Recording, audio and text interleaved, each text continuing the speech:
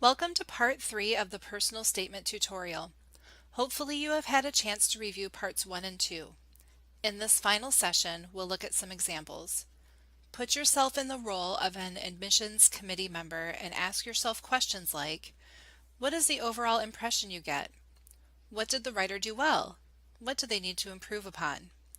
Do you feel like you learned things about the writer? Keep in mind that admission reps frequently read 4,000 or more applications and have around 100 to 200 seats to fill. As you read the examples, ask yourself, is this memorable? What catches your attention? First and foremost, a personal statement should have a strong opening paragraph. We gave some examples in part 2 of this tutorial, but I'll give a few more. The first paragraph needs to make the reader want to keep reading. Please pause the video and take a moment to read this. After reading this example, I want to know more about this person. What makes his tail not the prettiest? Also, this example shows that this person has clinical experience and starts to address the question, why medicine, right away. Here's another example of an opening paragraph, this time from a pre-dental student. Please pause the video to read it. This is another great example of addressing why dentistry right away, and it also shows her experience and showcases some of her attributes. This example shows her compassion, empathy, and her ability to work with people from backgrounds different from hers. You don't have to start out with a clinical experience. It can be something else that showcases something unique about yourself. Here's another example. Please pause the video to read it. As you can see, this person has a beekeeping hobby and is able to identify transferable skills from her hobby to dentistry.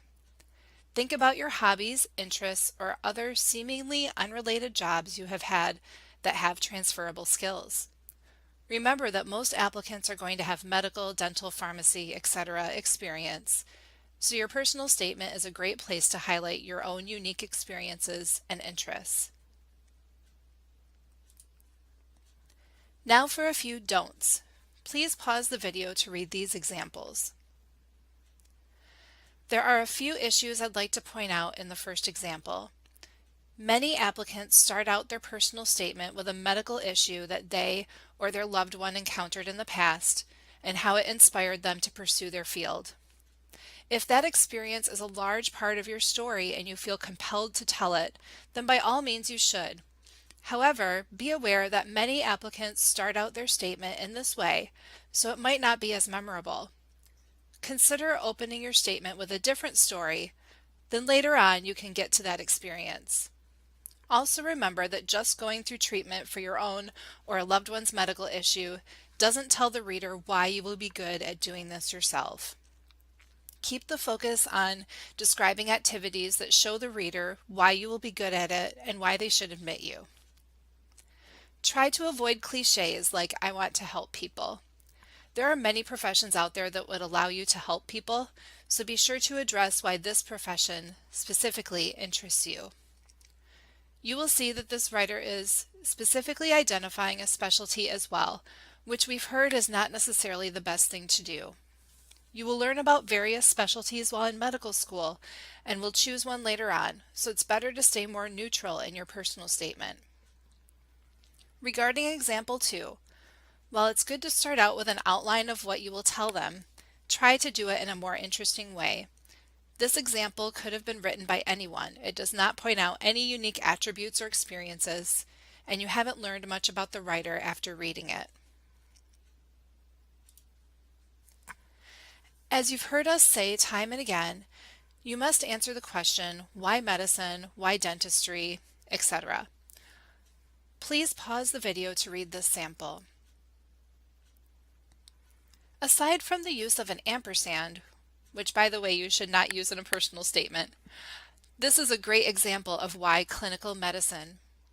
Oftentimes, students will write extensively about a great experience with a PA or PT and not elaborate on why they want to be a physician, which leaves the question, then why not be a PA or a PT? This person also does a good job of explaining why a career in research wasn't enough.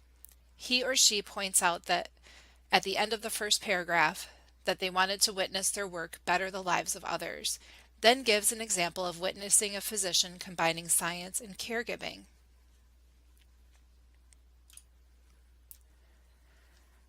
Again, your personal statement tells your unique story.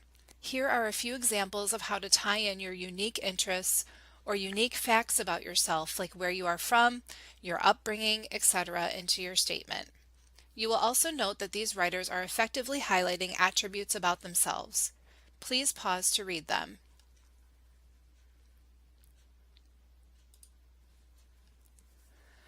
The personal statement is a place to tell schools things you have not already told them. In addition to the personal statement essay, you will also be asked to list and provide a description of each of your experiences. You will also be listing the schools you attended, your major, etc. Therefore, you don't need to spend the time and characters telling them things that are already in other parts of your application.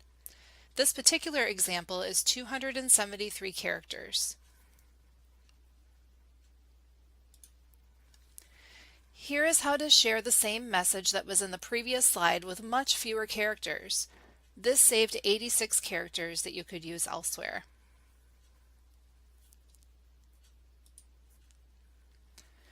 Here are more do's and don'ts. Overall, remember to be your authentic self. Don't think about what they want to hear. Think about what you want them to take away after reading it. Be sure you are conveying the 3 or 4 attributes you think are most important about yourself. If you experienced hardships or obstacles along the way, this is a good space to talk about them. However, you should focus on how you overcame it and what you learned from it. Be sure that whatever you put into your personal statement that you feel comfortable talking about it. Anything included in the personal statement is fair game to discuss at the interview, so be sure you can talk about it without becoming overly emotional. This goes without saying, but honesty is always the best policy. We've heard horror stories, like the person who claimed they could speak Spanish, and their interviewer conducted the interview in Spanish. This applicant had exaggerated their fluency and could not understand the interviewer. Another example is of an applicant who said they had shadowed at a certain hospital, and when their interviewer told them he worked there before and asked questions about the layout of the hospital, the applicant was unfamiliar as he or she never actually was there. You could pay someone or ask someone else to write your statement, but don't do it. No one knows you like you know yourself. Also, you may be asked to provide a writing sample at an interview, and they could be comparing it against your application. Some applications actually use Turnitin or other plagiarism detecting software. Your statement is not a place to simply walk through your experiences. That's what your experience section is for. You can, however, address things that cannot go into your experience section, such as high school experiences or experiences that will take place in the future. Your statement should be well organized with a beginning, middle, and end. Be sure you are not jumping around too much. Work on having smooth transitions between paragraphs. Your conclusions should summarize your 3 or 4 attributes and look towards the future. Here are a few examples of strong conclusions. Note how they summarize their attributes, reaffirm why they are pursuing medicine, and look towards the future. It also helps to make the statement more cohesive if you relate back to the beginning story. Please pause and take a moment to read these concluding paragraphs.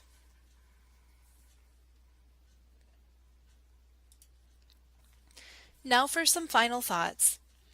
It's important to have many proofreaders, and be sure to include people close to you who can tell you if your true personality is coming through. You should also have people you don't know well read it so they can give a more unbiased opinion. The Class Academic Advising Center has workshops and open lab hours that I'll talk about in a minute. The GVSU Writing Center can also help with your personal statement. It's best to start writing your personal statement and experiences early so you are not scrambling to write things in May or June. Starting earlier will give you more time for multiple drafts and more proofreading.